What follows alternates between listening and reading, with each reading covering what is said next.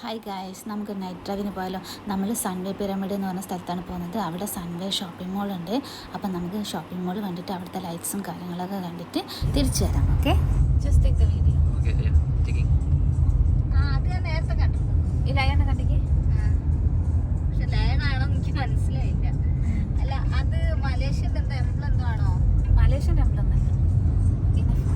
മലേഷ്യൻ്റെ national flower, അതായത് ദേശീയ പുഷ്പം എന്ന് പറയുന്നത് ഹൈബിസ്കസ് ആണ്, അതായത് നമ്മുടെ ചെമ്പരത്തിപ്പൂവ്.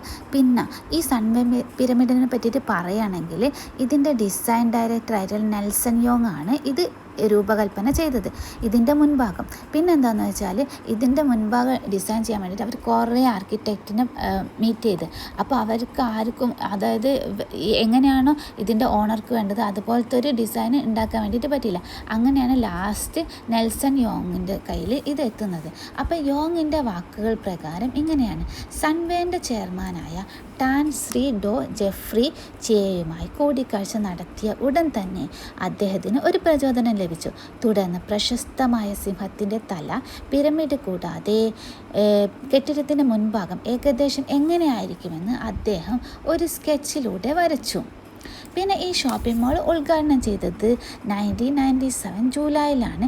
ഇത് ഓപ്പൺ ആയി കൊടുത്തു എല്ലാവർക്കും, അതായത് പബ്ലിക്കിന് വേണ്ടിയിട്ട്.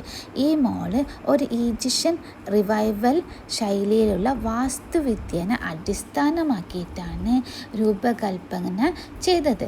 പ്രധാന പ്രവേശന കവാടത്തെ സ്ഥാപിച്ചിരിക്കുന്ന ഭീമാകാരമായ സിംഹപ്രതിമയാണ് മാളിൻ്റെ ഏറ്റവും ശ്രദ്ധേയമായ സവിശേഷത. ഈ പ്രതിമ അതിൻ്റെ പിന്നിൽ ഉയർന്നു നിൽക്കുന്ന വലിയ പിരമിഡിനോടൊപ്പം ഈജിപ്തിലെ ഗീസയിലെ പ്രശസ്തമായ ഗ്രേറ്റ് സ്പിങ്സ് അനുസ്മരിപ്പിക്കുന്ന തരത്തിലാണ് രൂപകൽപ്പന ചെയ്തിരിക്കുന്നത്. നമ്മൾ വീട്ടിലേക്ക് പോവുകയാണ്. നമ്മളെ ബേബി വീട്ടിൽ കാത്തു നിൽക്കുന്നുണ്ട്.